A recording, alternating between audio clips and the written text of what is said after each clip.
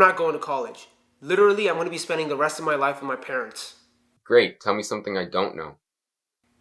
You know what? You're a bad friend. Alright, dude, listen. I know you're an aspiring filmmaker, and look, Quentin Tarantino didn't go to film school. He worked at a video rental store. I mean, I guess you're right, but Quentin Tarantino got lucky. And luck has not been on my side for quite a while now. Listen, everybody feels stressed when those initial college decisions start rolling in. And the first line you read on the letter is, unable to offer. Just be patient and you'll be fine. No, I won't, man. I'm literally scared. Alright, listen, we don't have time for a therapy session. You ready? We gotta get onto the show. Fine, I'm ready. For today's show, we will be covering school campus reopenings and a Politi-Corner segment on President Biden's new stimulus package. We will also feature the merger of the environmental clubs at AHS and another Apache sports segment. I'm Jacob. And I'm Tharun. Welcome to Show 22. The stories within our community and in the world are noteworthy and all, but someone's got to be there to share them. And you can be that next person when you join Apache News. You not only pick up real-world experience with video production, broadcasting, communications, and journalism in APN, but your work directly serves the community through the live streams you do and the news stories you report on. For those of you interested in joining our crew, submit the application form by March 26 at 11:59 p.m. to the link down below. Good to see everyone apply, and we hope to see you in APN next year. After an unpredictable year of online learning, the Los Angeles Unified School District has announced the return of students back to campus. Following in its footsteps, Arcadia has announced plans to reopen by April. Here's Giselle with more information on the return to schools in our city. Our very own Arcadia School District has recently announced their plan for all schools and students to return by April 19th. However, many have different opinions about walking through those doors. Over 2 million doses of the COVID-19 vaccine have been administered, allowing Los Angeles County to reach the red tier. The county plans to remove some restrictions, which include the reopening of indoor dining, movie theaters, gyms, and schools. Other cities have shown good progress in maintaining their school safety, but our staff and students show different opinions on transitioning. Some say that it's still too dangerous and it's simply just a waste of time, while some are eager to get back into the classrooms. I'm probably not going to return to school just because I really like the aspect of not having to actually go somewhere in the morning. It's just really helpful for my mental state. I trust in our safety guidelines, and I believe that being back in the classroom will improve my learning experience. The district is weighing heavily on the opinions of families. If they can get enough kids into the classrooms, they will follow through with their plan to reopen schools. That does mean that, as you probably have heard at other schools, maybe in Orange County or other places, that could look like a teacher teaching online and to the students in the room.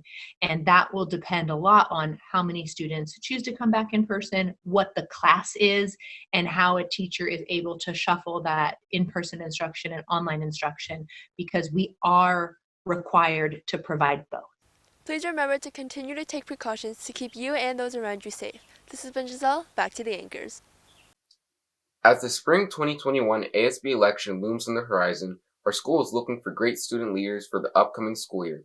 If you wish to run for office, the necessary online registration forms will be available on the ASB website on Thursday, March 18th. In addition to that, there will be a mandatory candidate meeting on Monday, March 22nd at the meeting link on your screen. We wish all candidates the best in their campaigns. Cash, credits, coverage, you name it, the government's doing it. Exactly a year from the official WHO declaration of the pandemic on March 11th, President Biden enacted a historic relief bill that aims to help the U.S. effectively recover from the pandemic's fallout. Lawrence talks about how this stimulus package will impact the average person in this week's edition of Politi-Corner. After widely publicized political drama, I want to do this. No, you suck. You're stupid. help is on the way for millions of Americans in the form of the American Rescue Plan. But what does this mean for you? Well, stimulus checks worth $1,400 at most are rolling out as I speak in the form of either checks, debit cards, or direct bank deposits. Individuals making less than $80,000 a year and married couples making less than $160,000 a year will be eligible for the checks. This round of money will now also include adult dependents and households with mixed immigration statuses. In addition, the weekly $300 federal unemployment checks have been extended to September 6th, SNAP benefits and the child tax credit will be raised for the year, and tax exemptions for student loan forgiveness now run through 2025. Now, a major yet subtle move by the government has been expanding income eligibility and increasing subsidies for the Affordable Care Act, meaning that 1.3 million more Americans will have health insurance during this moment of financial instability. However, the big ticket items that have truly rivaled the stimulus checks in terms of importance have been the $130 billion going to schools, the $32 billion going to vaccines, and finally the $350 billion going to local and state governments. Over the course of the year, the city of Arcadia lost somewhere around $4 million in revenue. A large portion of that is, like I said, tax base, the sales tax base, through the decline of economic activity. The resources that are coming in will sort of benefit the community somewhat indirectly. Infrastructure improvements enhance the quality of life, and newer amenities, better amenities, online services creates that sort of convenience. Although the $15 minimum wage hike was removed, the sheer size and comprehensive nature of this package is more than enough to ensure that everyone will get the aid they need right now. This has been Lawrence. Stay hopeful, Arcadia. Are you a strong leader, a hard worker, a team player, or you're in luck since senior men and women have started the recruitment process for the class of 2022? There will be a mandatory info meeting on March 29th at 7 p.m. Be sure to join the Google Classroom link using this code if you are applying. Good luck. So Jacob, what colleges did you get into? Man, can you let that go? Besides, it's none of your business. Man, come on, please tell me. I told you mine. What are you talking about? No, you didn't. What? Yeah, I did. Wait, you're right, I didn't. How about you tell me first, and I will very kindly share afterwards. Alright, let's go on a break. I can't wait to see which colleges rejected you.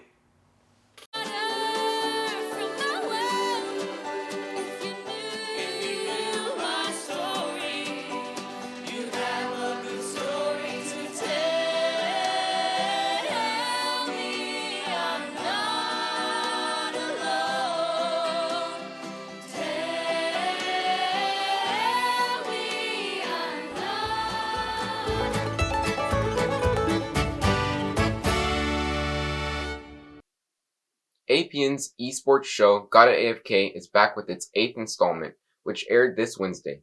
In episode 8, Kevin is here to give an update on the scandal surrounding pro player Sinatra, a recap of the Valorant Masters 1 tournament, and a podcast discussion on what the gaming community is really like. Make sure to check it out. With numerous groups merging this year, the environmental clubs on campus are no exception. Similar to a corporate merger, this has resulted in a large organization that now dominates the environmental scene. Join Wilson in discovering what this means for everyone involved. Hey, do you like the environment? Well, here's a brand new club called Evergreen for you. This year, ASB has been merging numerous clubs on campus to create a more cohesive club system, and the environmental clubs are no exception. Although it has been merged, the basic idea behind the club is still the same: to educate students on current environmental issues and taking progressive steps, such as emailing local politicians to further negate the damage towards the environment. The new Evergreen Club consists of the Campus Environmentalist Club, Green Team, and Sierra Club, all of which were heavily involved in environmental activism before the merge. Now, after the merger, the people from all three clubs are now bunched together. What does it mean for those that are in one of the pre-existing clubs? I think for us, it means that we have new people to work with. I think we're trying to focus a lot more on not just really education, but also more taking action in our own community. And also, politically, like we want to email politicians, support climate policy. We want to contact Arcadia officials, change the public works and environmental policy of Arcadia. The Evergreen Club meets every Wednesday at 1:30 p.m. You can find a link to their meeting down here. For now, this has been Wilson, and back to the anchors. As we slowly progress through the final quarter of the school year, we want to make sure our grades stay afloat. If you need any help on homework or want any learning tips, then definitely consider participating in virtual tutoring. Tutors skilled in every subject are ready to help Monday through Friday from 3 p.m. to 4 p.m. For more information and to access the Zoom links, visit the website down below. Happy studying! Sports are returning, which is not only an exciting development for the athletes, but for us here at APN. It has been over a year since our last sports livestream, and we can't wait to be back. Let's go to Clara to see what it means to people from around the school on this exciting news.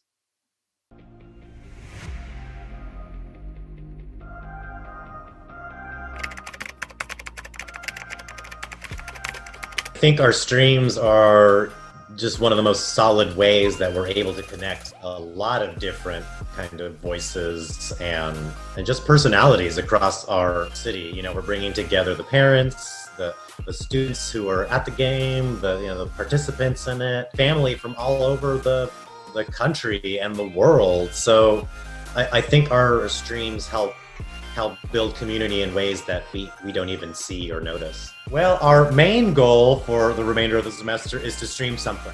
We're getting closer and closer to that. The administration has helped us, and we've come up with a plan and a guide to be safe with everybody. The sports has helped us, and Miss Protic, who's the athletic director, has helped us a lot and has secured PPE gear for us. Right now, we're waiting for the perfect opportunity and the perfect game right now for us to finally execute.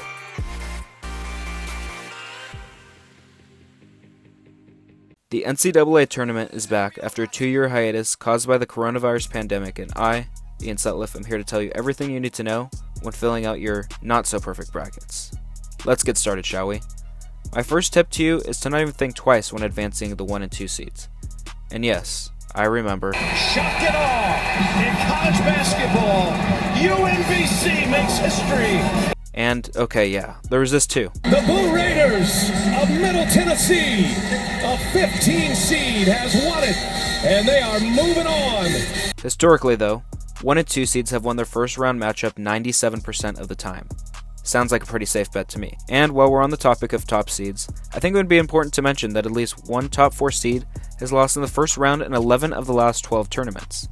My third tip is to get interesting and pick a double-digit seed to advance to the Sweet 16, something that has happened in 33 of the last 35 tournaments and in 12 straight. The fourth piece of advice to bracket fillers is to not move every single number 2 seed to the second weekend, because in 21 of the last 23 years, at least one number 2 seed hasn't advanced to the Sweet 16. To continue with the idea of not being a boring predictor, you should keep in mind that the number 1 overall seed, which was first designated in 2004, has only gone on to cut down the nets just 3 times since then. This year, that's Gonzaga, and they'll have a big target on their back going into the tournament undefeated. And finally, make sure there's at least one upset that no one sees coming, because it always happens. I'm sure we'll see one today or tomorrow, for sure, but if you feel like choosing the safe bet, that can be a good choice too. When it's time to make your final picks, just remember, a 1 seed has won each of the last 3 national championships, 4 of the last 5, and 6 of the last 8. To conclude, if you've been listening to my March Madness lecture, you might have got something like this.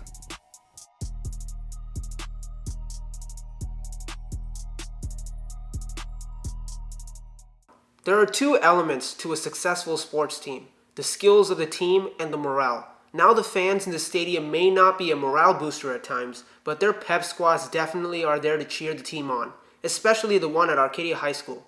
For those wanting to try out, AHS Pep Squad will be holding a mandatory info meeting on Wednesday, March 24th at 7 p.m. through the link down below. If you want to join this amazing group or are just interested in what they do, you should definitely check it out. Sometimes I feel like I've binged through all the new content I can on Netflix and Disney+. And so now I'm just craving the classics. Fortunately, Link Crew will be hosting a virtual freshman movie night on March 19th from 7 to 10 p.m. Current freshmen will be given an opportunity to choose between watching Harry Potter, The Goblet of Fire, or The Hunger Games. A survey where you can choose is in the link down below. Enjoy! Jacob, I think I'm not scared of not getting into college anymore. I'm just going to wait for things to happen, and then make decisions from there. Stressing about it is not going to help. Really? Man, I'm really gonna miss watching you shiver in fear. Gotta say, it's one of the most entertaining things to see. You know what? You need to stop being mean. If you don't, I'm gonna tell everyone how you still watch Peppa Pig and listen to nursery rhymes to help you eat and go to sleep. Hey. Stop. That's confidential information and cannot be disclosed to the public. Dude, I made you sign a contract. I can sue you. What contract? This one. That's a blank piece of paper, dummy. If you enjoyed our show, please kindly drop a like, comment, and subscribe to Apache News. Also, follow us on our social media, links down below, and definitely follow us on our TikTok. We don't have a TikTok, Jacob. This has been Tharun. And Jacob. Man, APN should really get a TikTok so I can show them my dance moves. That would be horrifying.